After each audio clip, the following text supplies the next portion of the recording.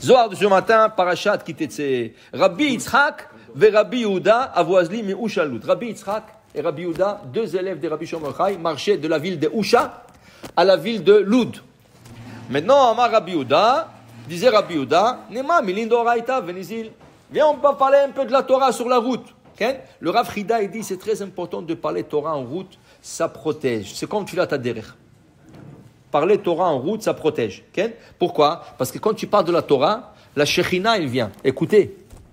La présence divine vient écouter. Comme il dit dans le Maxime de Père, Minaï shafilo echad shosek batorah.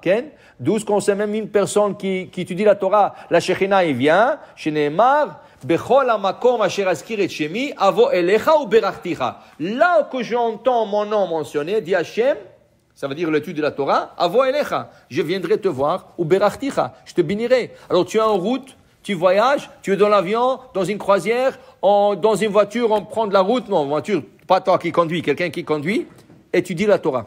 Ça protège dans la route. Ça protège. Il dit ici, Rabbi Yehuda Amar, viens, on va dire quelque chose, tof, patach. Patach Rabbi Yehuda Amar, qui iftach ishbor. On a parlé de ça tout à l'heure. Quelqu'un qui a creusé un trou dans le Reshut Harabim, dans le domaine public. Okay? Il dit ici, Ba'ala bor yeshalem. Si quelqu'un est tombé, si quelqu'un s'est fait du mal, c'est celui qui a creusé le puits qui est responsable et c'est lui qui doit payer des dommages. Okay? Alors il dit ici, si pour un trou comme ça, la Torah a responsabilisé cette personne, à plus forte raison, Mandav ish alma, celui qui fait du mal spirituel aux gens, qui fait des péchés, et à cause de ce péché à lui, tout le monde souffre. La Gemara dit par exemple, quelqu'un, il mange sans bracha. Il ne fait pas ni boré pri aes, ni boré pri adama, ni shakoni avidvaro. Qu'est-ce qu'il cause? Il cause que le shefa, que l'abondance qui doit descendre du ciel, à cause de l'arrête. Mais l'abondance qui descend du ciel, elle ne descend pas pour lui seulement, elle descend pour tout le monde. Ça veut dire que tu arrêtes le bien de tout le monde. Ça, c'était un obstacle spirituel. C'est comme un trou spirituel.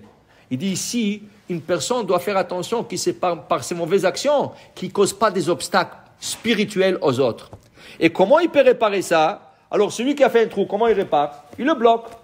Il emmène de la terre, il le bloque, ou il met des barricades autour. La même chose. Celui qui a fait des péchés, et à cause de ça, à cause de Baruch, il a empêché, ça veut dire il a arrêté l'abondance qui doit venir au monde. Comment il va le faire? Bama, bitchouva, avec la tchouva. S'il fait tchouva, c'est comme bloquer les trous. Maintenant, ça c'était les paroles de Rabbi Yehuda. Rabbi Yitzhak était avec lui.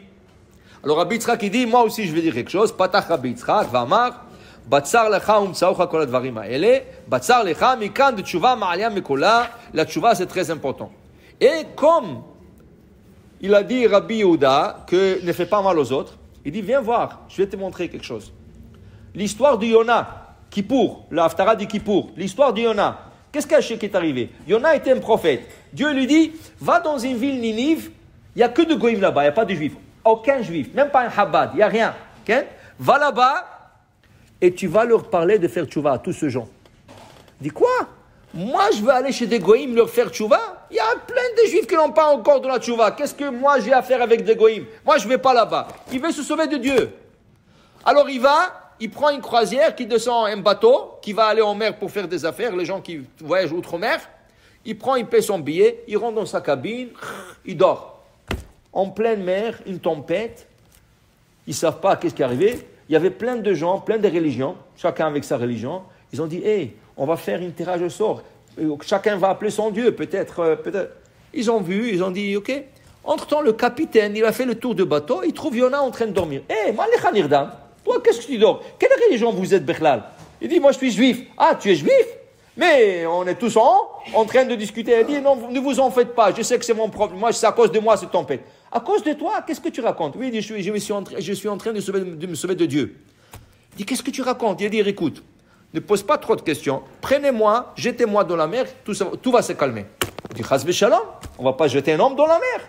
Il dit, je te dis, jetez-moi dans la mer, tout va se calmer.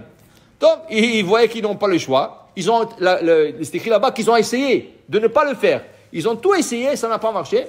Ils n'avaient pas le choix, ils l'ont pris, ils l'ont jeté dans la mer. Dès qu'ils l'ont jeté dans la mer, la tempête s'est arrêtée. Alors ils étaient tous sauvés. Qu'est-ce qu'on lit? Qu'est-ce qu'ils ont fait? Ils ont tourné le bateau, demi-tour, à Yafo, au port de Yafo, et ils sont partis à Jérusalem apporter sacrifice à Dieu pour lui remercier. Dieu d'Israël, c'était des goïms. Ils ont dit, waouh, regarde qu'est-ce que Dieu a fait pour attraper celui-là.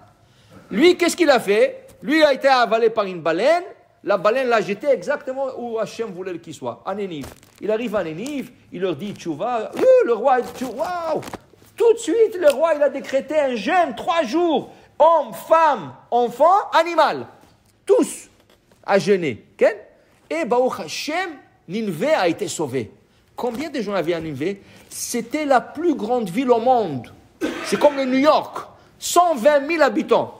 Il n'y avait pas 120 000 habitants dans une ville à l'époque. Tu parles de 3000 ans. Okay? Dieu a sauvé toute cette ville. Il dit, regarde, dit Rabbi Yehuda, regarde. Rabbi Yitzhak, regarde. D'abord, il allait noyer Yona. Il se sauvait de Hachem. Il allait noyer le bateau à cause de lui. Et tous les gens qui avaient sur le bateau allaient couler. 2, la ville de Ninvé allait être détruite complètement, 120 000 habitants. 120 000 habitants, imagine-toi. Tout ça parce qu'il veut sauver de Dieu. Alors, si Hachem veut sauver, pourquoi tu empêches? Okay? Alors, pour te dire, regarde, un homme fait quelque chose, tout son entourage peut souffrir directement, et toute une ville, dans quelque part, peut souffrir.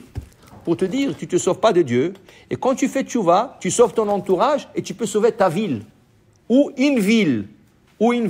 Combien c'est important, dit Rabbi Yitzhak, de faire tchouva? Pourquoi? Pour que ce ne soit pas un obstacle, au contraire, que la tchouva, elle aide aux autres. Baruch Adonai le'olam, amen ve amen.